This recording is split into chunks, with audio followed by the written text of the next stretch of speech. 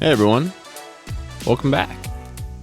A new setup is a little different. We probably look a little strange right now. Nobody puts baby in the corner. Brennan, that's right. If you're listening on audio, we changed our setup a little bit. We're at a table instead of just in the big armchairs. We know that was associated with our name, but we thought having a table might be nice as well. So if you're listening just on audio and you want to check this out, go to our YouTube channel, check out this new setup. It's kind of nice. It feels cozy. It does. It's intimate. It is. Wow. Starting off hot, Brennan. Hey, how you doing today, Brennan? I'm doing fantastic. That's great. I got a little hip pain. I just need to stretch. Other than that, so good. You're just getting old. That's okay. That's probably. Yeah. So, who was our guest last week, and what will we potentially be talking about today?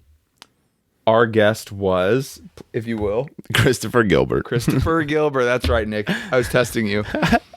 And we talked all things ethics and decision making and leadership as it's relevant to like the workplace. Mm-hmm.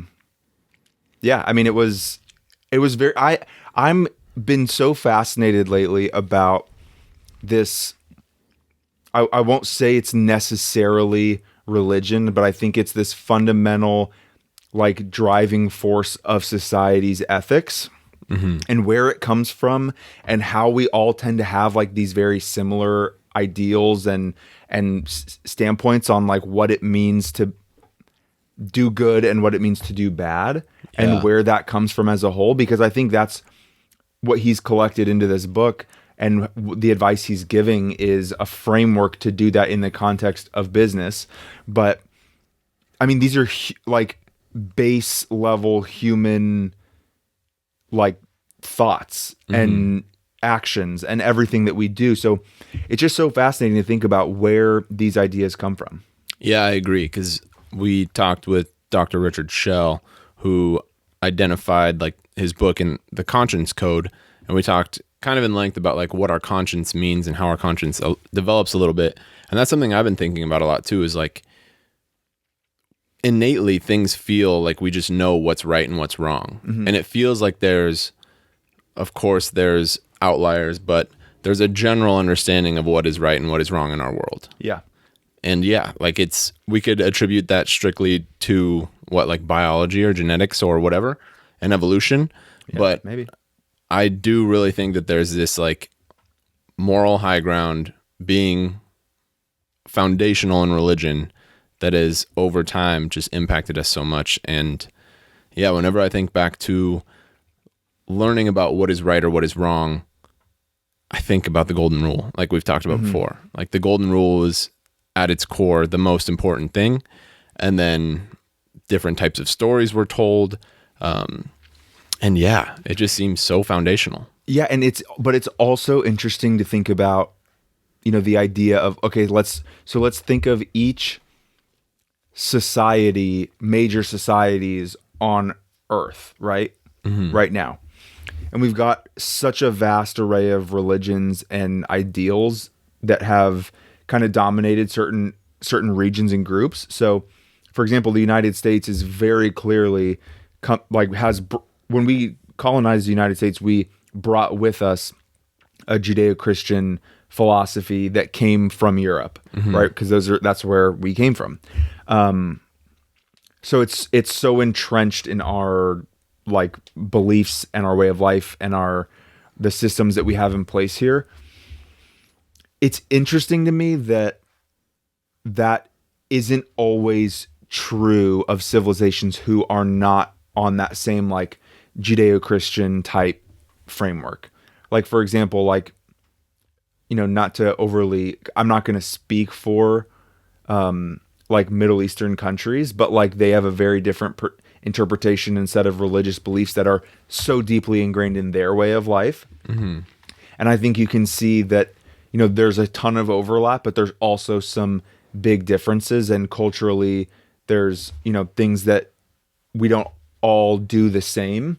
So I think it's interesting also to think about a lot of the belief system that we have in this country, whether or not you were brought up in some kind of religious household was probably the influence of a shared religious belief at some point in our society. Right.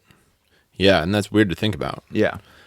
But then I think about how there's a lot of things in religion today, specifically speaking of Catholicism, because that's what I know most about, that are just kind of ridiculous and that we've denounced and that we've started to move past a little bit. Mm-hmm. And if those things are there, I mean, I know both can be true, that it can be true that those are our foundations that are really impacting us and really affecting our conscience and our decision making between what is right and what is wrong. But at the same time, I think they were very wrong too. Mm-hmm. So like, how much of it is just religion? Yeah, well, I heard a really interesting point lately on a podcast, and it was talking about how back when we did not have a thorough body of science to lean on for answers, it was extremely practical to have a religious belief to lean back on to give you answers to things that you did not have the capacity to have an answer for. Mm-hmm. As we developed more science, we no longer needed religion to serve in the same function that it once did. You know, we don't question what it is in the vastness of the solar system the same way that we do, like, because we've put somebody on the moon. You know what I mean? So we have a bit of a deeper understanding of what's out there. Not fully. Obviously, there's like the way out there stuff that, you know, we can obviously contemplate. But from just having answers, even just biologically, how life is created, how far, like, they didn't know that stuff, right? So they needed answers. They needed origin stories. They needed something to fall back on. So I think where we're experiencing, I think, a lot of like this weird increased spirituality, decreased religious belief, you know, a lot of people searching for meaning and not really knowing where to go. I think we're just at a weird point in the timeline where people have answers to a lot of things that can be provided through science, and religion didn't adapt to then still provide answers in a number of different ways that people still need. It's still trying to serve as this like origin story, end all be all kind of a belief system, but we're past that. So religion needs to move with it. And I think honestly, in a weird way, kind of going back to the more philosophical foundation that religion can provide, not necessarily for the purpose of genuine answers, but as a genuine guide. And then where appropriate, I think there is a huge intermingling that can be done between science and religion to come to the same answer, but understanding it from like a religious interplay rather than throw out the science. I feel like a lot of people get turned off by the religions because they're told that this is the answer that you only answer you need, and people are like, well, that's stupid because I have all this science information, and like, you're wrong. Mm-hmm. And then people are like, that's where I think some of the dogma can take over, and it can be like, no, like, this is it, this is the end all be all, like, you have to believe this. And I think it just doesn't serve people anymore that way. Mm-hmm. So I'm curious to see if and I think this is what Jordan Peterson is doing with a lot of his lecture series, and his books, to be honest, are all off of that foundational work he did with his first book, Maps of Meaning. But it's just, there's a much deeper understanding of the human experience that can be pulled out of religion, and everybody still like lives that experience, mm-hmm. but we're not using it to guide people through that. We're trying to force like this, you know, less serving part of religion on people that they no longer are seeking. So I think it's just like a weird dynamic at the moment that we've kind of lost touch with. Yeah, and we're pretty quick to like blame or judge with that. Like, trying to have empathy for people who are very extremists on one side. I think it definitely comes from a place of like, my faith has gotten me to a very good place, and it makes me feel a certain way about my life and has provided meaning in my life. And if you're coming up and telling me that, well, science explains this and you're wrong, and everything you've been believing is believing in is wrong, then it's like, well, that doesn't feel too good. And so I could see both sides of like scientists saying there needs to be a realization of what's going on. And then I can also see the far side of people who have very strong faith and religious beliefs of like, this has served us really well. We want you to be able to experience the same thing. Mm-hmm. And then, of course, like I said earlier, there's those outliers of people who are just extremists and ridiculous and ridiculing others, and it's too much. Yeah. But it's this us versus them thing, and it doesn't have to be that, which is interesting because like evolution is the hot button topic of like trying to get into religious schools, and like evolution didn't exist. And it's like religion just needs to evolve too. Yeah, 100%. You know? So I think there's a religious place for the evolution story is the way that this needs to be approached. Like where could religion have had its hand in the evolution story? just say God did the Big Bang. Right. Boom, evolved. Yeah. And that's it. No. I mean, it's not what Genesis says. But there's an opportunity to create an interplay there that I think is just being completely missed because people are digging their heels in. Oh yeah. Deep. Knee deep. Yeah.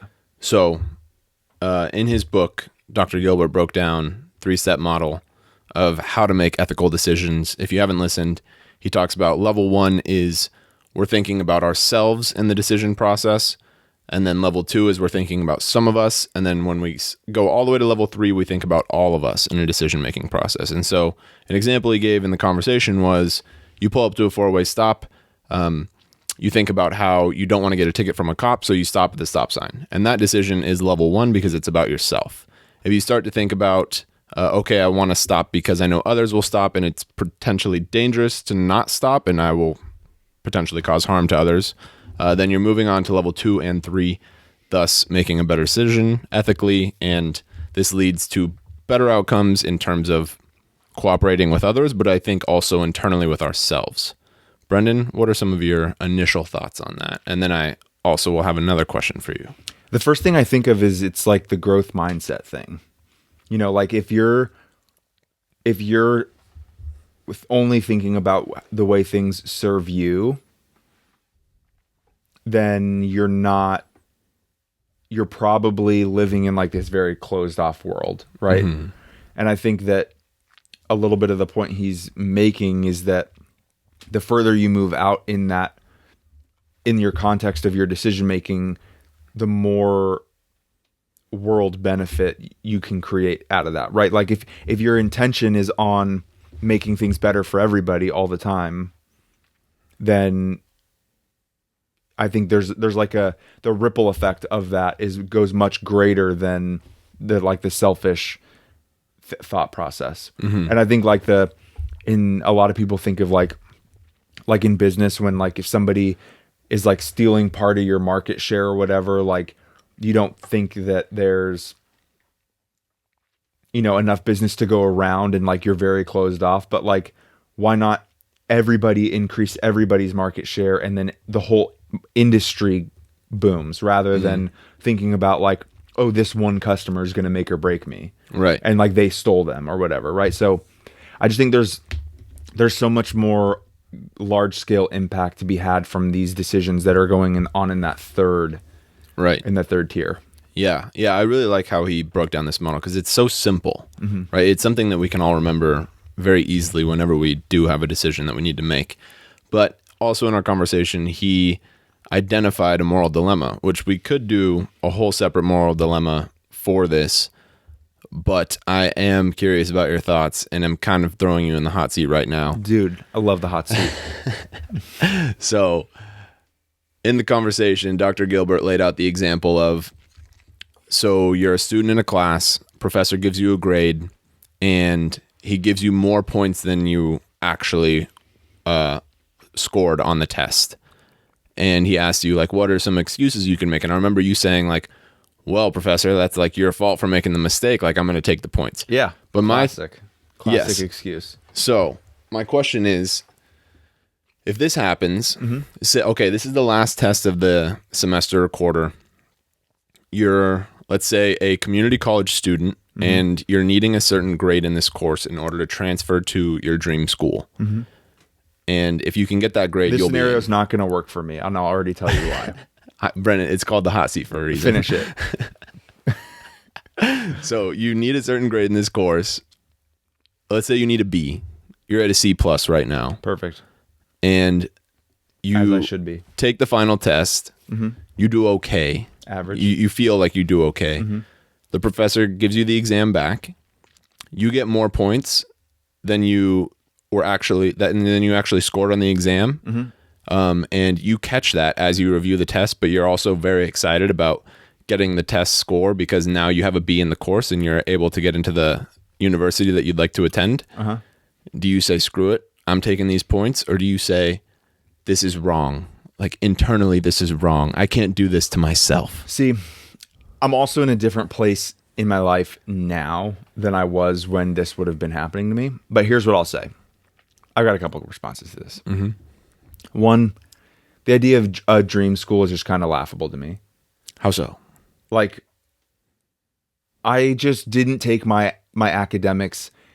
I didn't take them. I did not take them seriously. I just like dream school. Like, I wasn't a dream school kind of a guy. That's fair. Like, I went to state school and then I just picked the school with my program for my master's. That's fair. There was no thought into it. I didn't really care where my degree was coming from. So we're also making the assumption that I actually noticed that I got more points. Yes, you Because often saw. I would have just looked at my grade and been like, sweet. No. You know, I'm not always doing an audit unless it's part of like the class to review the answers. Oh God. Sometimes that's the case, right? It is. But so no, it's not that. And what you I caught would it. say is, like, I didn't ever really care of the outcome of my academics. You're dancing around right now. No, but this is my point. I'm not, because I can't speak for old Brendan in the middle of school. Yeah. But like I'm in a place right now where, like, again, I went to state school with zero expectations. I had a sub 3.0 GPA in high school, and I did really well in the classes in college because I enjoyed them. Okay, I'll reframe a little bit. Please reframe the question, because my honest answer is, like, I wouldn't have cared, and had I caught it, I would have brought it up. You would have? I mean, I think I would have. You would have potentially had to stay an extra year in order to go to that. Well, okay, but then here's another element to the question. Do I know full well that it is having a negative outcome on other people's grades or outlooks in the class? If it's just like the teacher graded it, I found it, it's not going to have any impact on anybody else's grade, and there's no like dedicated forum of bringing the, you know, like, we're not reviewing the answers in class, I probably just would have left it. Yeah, that's fair. Because I know that very likely would have been the scenario.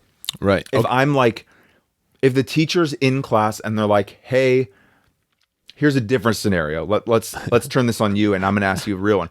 Teacher goes, hey, I cannot remember whose test it was on, but there's 3 people out there. Oh, damn. And I know I gave you points on an answer I should not have.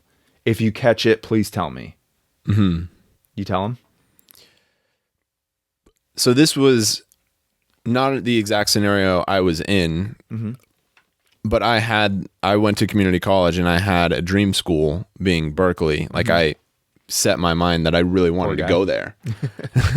And so I knew that I had to obtain certain grades in certain courses. And so it never came down to one specific test, but it would be a really hard decision of whether or not I would go up there. Yeah, if you felt like you had something writing on it, right? Yeah. Yeah, I never felt like anything was writing on my grades in a class or anything. I failed anatomy. And like, I didn't care. I wasn't like going to go in the next time around and just like cheat my way through and not learn it.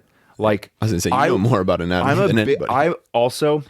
I will not claim that I never looked at somebody's test for an answer or whatever. I think everybody has. Right. Like, and there's like or you overhear somebody talking about it in the middle of the test, somebody else, and you're like, all right, well, fuck, I need that answer. What was that? Yeah.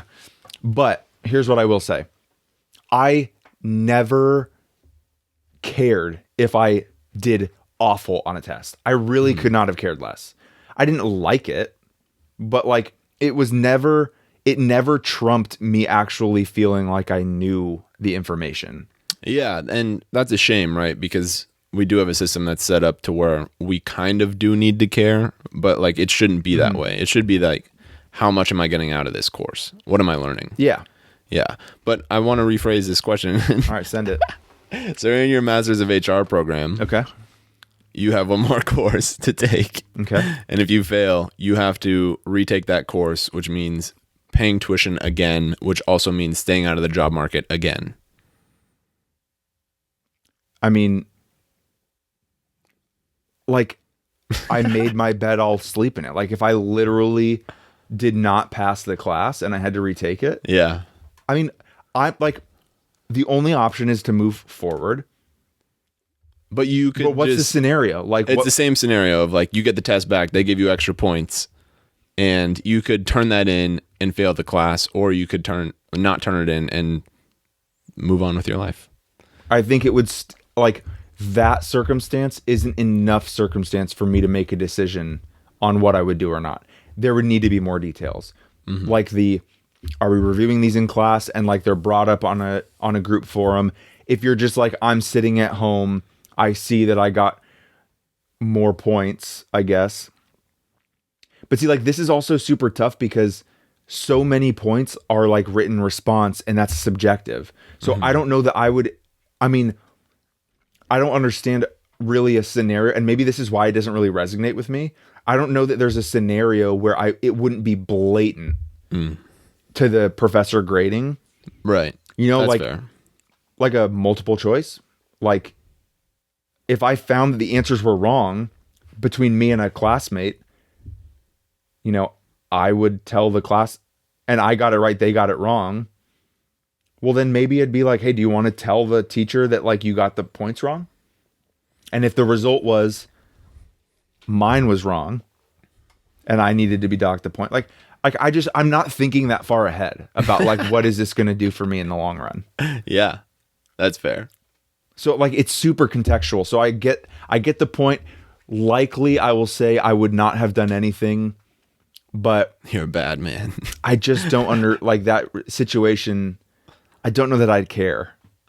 You would care a lot, wouldn't you? Like, we'll see. And here's another thing. Like my master's program, you gave me a scenario that wasn't accurate. Yes. Because, but what if it was? No. What I mean is, in your scenario, you said I was going to have to pay tuition again, but you pay by the unit.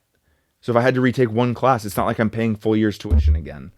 Yeah. So like, it would just be to retake one course. It's a minimal. This is expense. a 16-unit course. See, this is what I'm saying. Like, the situation would need to be like super specific, and like, I still wouldn't even know the answer. But like on the spotty framework you gave me, I can't imagine I would have cared so much. Right. That's fair. Yeah. Well, Brennan, again, Like I remember in fourth grade was the first time I failed a class or failed a test, and it felt so terrible. I think I'm just numb to like failing. Oh my God. At this point. Dude, fourth grade was the same year for me. It was a history test. Same with me. And it was like on the American Indians and like the Native American Studies chapter. And I just like could not get the dates down. And like, Probably because it wasn't taught well. probably wasn't. But my point is like, and then I at least failed one test a year from there on out in all of my academic career. Yeah. I remember this specific instance in my fourth grade classroom. One of my classmates was like, a lot of people did bad on this one history exam. One of my classmates was like bawling. Like I've never seen them so broken up. And I was like, oh no, they must have done so bad. And this was a really smart person, like academically. And I was like, what did you get? And they were like, I got a C plus. And I was like, oh God, I should feel so much worse. I got like a 54. Like I should be heartbroken, but You're over here thinking that they got like an 18%. Yeah. I was like, damn, I must be pretty proud of myself. Like the smart kid's doing worse than me. And I was like, nope. Yeah. They're just all beat up. And you know what? Another thing, I was always in school, like in my like 35 kids in my K through 8, right, was by no means the smartest person in my class. I was the bottom quarter, 100%. And then high school, again, probably bottom quarter. I was going to say, I remember. I just had no self-esteem wrapped up in my academics ever. Yeah. Can you explain further? I just, like, I never felt, except for maybe the first few tests that I failed, there was never a point where I was like, I failed this test, I'm a bad person. It didn't rattle me. That's good. You know what I mean? Yeah. Like, What did you care more about? You know what? I always, growing up, like, I didn't like disappointing people. So that would have been the hard part of failing. Yeah. But like, there's family footage of me like putting myself into timeout when I would do bad things. You know what I mean? So like, I was like, I actually cared a lot about like following the rules. We need to start a Patreon and then post that family footage on the Patreon. We have to. That'd be the first one. Yes. Yeah, that'd be funny. But yeah, like if I didn't follow the rules, that was worse for me. Because that was something that I 100% knew. It was 100% in my control to follow. And if I did not follow them, I knew that was on me. That's way more important. Yeah. I don't know where like that got instilled in me, but that's just my, yeah, I never cared academically because like, it's like, that's not a reflection of me. No, that's so important. And I think that speaks a lot like to who you grew up around and also your own temperament. Right. But yeah, like that's it. That's a huge strength. The first time that I got like in serious trouble, like I remember it was somewhat similar in that I'm not going to detail what happened. That'll probably be on the Patreon as well. Yeah. But gotta start saving. I was so hard on myself and I was broken down. This was like 6th grade or something. And I was just like beat up for like 2 to 3 days. And I was like, Mom, like what's going to happen? Like I feel terrible.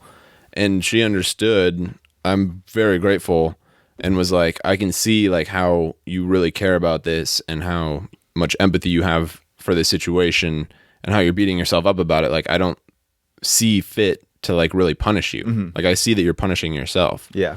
And I was like, oh wow. Yeah. Like that's important, but it's so funny. In my mind, like looking back, probably one of the more like transformative getting in trouble experiences of my youth. Again, I'll save this for the Patreon also. I was about to say, where's this going? Like I had always remembered this scenario. And I brought it up like 3 or 4, a couple months ago at like a family dinner. My parents did not even remember it. Wow. And I was like, man, this had such an impact on me, like fearing like doing the wrong thing, getting caught and getting in trouble. And my parents didn't even remember. Wow. So it clearly was more impactful and significant for me, maybe on letting myself down in a sense, than it really was for them or anybody else. I think you bring up such a good point because that's something I have been thinking about recently of like how we interpret situations and how memories stick with us personally. And we just assume that others have the same experience. Right. So I was telling you, for those who know about like Rich Roll's podcast, he did an episode with David Cho, if you don't know David Cho, he's like this famous artist. But David Cho has been through like recovery. He's talked about his life in a lot of different aspects. But something that he brought up during the conversation was that when he was about 6 or 7 years old, he went to this like super fancy restaurant and he grew up relatively poor. And he went with his family, his dad and his brothers, and then they went with one of the dad's friends. And they went to this super nice restaurant to meet up with the dad's friend. And the dad wanted to be kind and was like, I'll pay for everybody's meal. And then when they entered the restaurant, there's a lobster tank. And one of the friends or like one of the hosts or something was like, oh, like you should try this lobster. It's all fresh. And David Cho, being the 6-year-old, not knowing what this was or what this was like, how much this cost, was like, oh, that'd be great. And so when they went to order, he said, I want the lobster. And he had no idea that it probably cost hundreds of dollars or whatever. And his dad just like gave him a terrible scowl. His brothers like just were like, David, what the hell? Like, what are you thinking? Dad's paying. And then when he got the meal, he said that he was like so intimidated. He was crying, but everyone watched him and they were like, you have to finish this. Like, you ordered it. Like, we're paying for it. And he said he was crying while he was eating this meal, and it was terrible. And then he talked about how as he grew up, he has millions of dollars now. Every time he goes to a hotel in Vegas or wherever, he'll send 2 lobsters up to the hotel room and he won't even eat them. But it's something he'll do every time because that memory was so like stuck in his head. And then he talked about how he made that connection in therapy and talked to his dad and like his brothers, and they were like, we don't even remember that happened. Mm-hmm. Like, we had no idea that was a thing. Yeah. And it's like, wow, man, it's, and then I think about a lot of different memories I've had, and I'm like, God, this was something that was so intense. Mm-hmm. Like, I'm sure everybody around me remembered. Right. You're certain that everybody is like bothered by it or somehow it was impacted by it too. And they don't even really remember themselves. They might forget completely. Yeah. It's so interesting. Yeah. And it can torment people. Yes. Yeah. Or, I mean, it can torment people. It can be, it can have a positive impact as well if like you can learn the lesson from it and all that. But yeah, it's crazy. What was it like for you to find out that your family like doesn't even honestly, remember it took me a minute. I didn't believe them. I thought they were like joking. And you were like, guys, are you serious? I was like, there's no way you don't remember. I was like, you do not remember this. Like, I really had a hard time comprehending the fact that they wouldn't remember. Yeah. It's strange because it's the feeling's so visceral whenever you think about that memory. Oh, yeah. Yeah. It's deep. Well, we've gone for about 32 minutes. That's right. We can keep this one a little shorter, let the Anything people you want to say week. to just maybe wrap up the whole conversation? Well, I think so. The past couple episodes have really been about leadership and ethics, and like Dr. Punamali was mindfulness and leadership. Dr. Shell was the conscious code and thinking and leading with our values. And now Dr. Gilbert about making ethical decisions and thinking about these 3 levels. So we've been on a little bit of a business tear, and I think it's been really helpful to think about because sometimes I can get lost in this like business world that it's something that's different from real life. And what these 3 people have done for me, at least, is really tie it back to like, we don't have to separate ourselves. Mm-hmm. Like, mindfulness doesn't have to be separate from the business world. Our values don't have to be separate, and our conscience and how we make choices and who we are as people doesn't have to be separate as well. So yeah, it's all people. Just the context is different. Yeah, it's been a kind of beautiful 3-episode journey. Mm-hmm. Any thoughts that you'd like to share, Brendan? No, I think you said it wonderfully. Well, our next episode next week is getting back into evolutionary psychology. So, we love that. We've done that many times. And we talk about the impact of law and human behavior and a lot more. It's a very good one. I really enjoyed that conversation. Yeah. So stay tuned, everybody. We hope you have a good week. If you're listening right now, thanks. We really appreciate it. We can't thank you guys enough. So see ya.